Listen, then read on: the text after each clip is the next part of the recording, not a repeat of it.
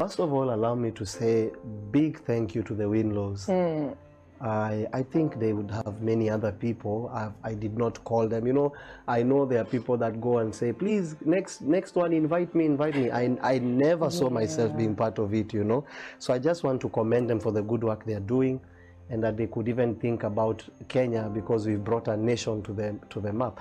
I thought I was going to be the good guy. All of a sudden, I had to die for the people. But it was a very scary role in the beginning. Later on is when I realized that someone needed to do it because it's all gospel. Right. In order for you to have a message, there has to be good and bad. You see the good part of David, you see the bad part. You see the good part of every single person God has used, Saul, Paul. I mean, you can see all this diversity. So we had to be the bad people so that you see the bad and not follow it, while others are good, so that you see the good and follow it. So right. I like the fact that I was part of the platform. I know, right? Yeah.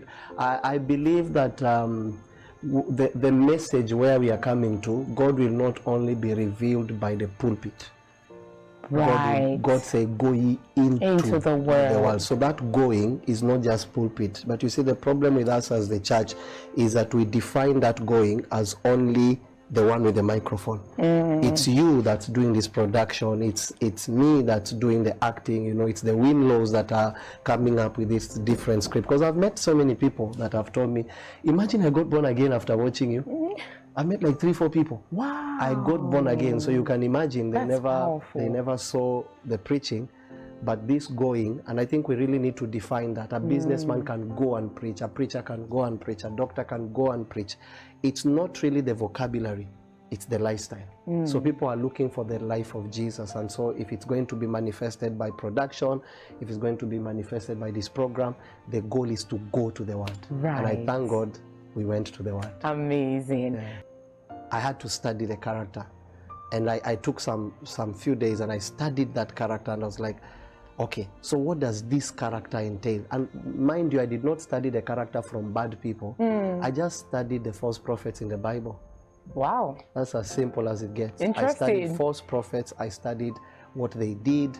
You know, you look at their doctrine. And so I said, Lord, okay, so if this is what you call false, and I'm coming in to display that, and I'm going to disrupt someone's destiny. So it's as easy as copy-pasting scripture. You know, it's just that the creative part of it becomes stronger. That there are people that know scripture, but they're not creative about facial expressions, body postures, and things like that. So I just copy-pasted the scripture, and then I added a touch of different emotions just to appeal to the people and preach the gospel. But it was, it took time. It took, when I use the word time, it's not that the Winlows had told me a week before. When I use the word time there, it's like I sat with myself for like 11 hours. Wow. And I was like, Lord, so this is everything I'm against. And of all the roles these people can give me, man. And then I remember I joked with Apostle. I say, Apostle, this time I think you should be the bad one. I say, Apostle Romy, man, this time I think you should be the bad one. That would be an interesting twist. No, I think you do a better job than me. Okay. Well, we'll see. Yeah, but it was that a lot of studying the false prophets, looking at it from Prophet Suddenly 1 and 2, it was already captured in there. Right. So in as much as it was not easy, I believe there was already some few blueprints that helped me to come into the character. Interesting. Yeah. Interesting. So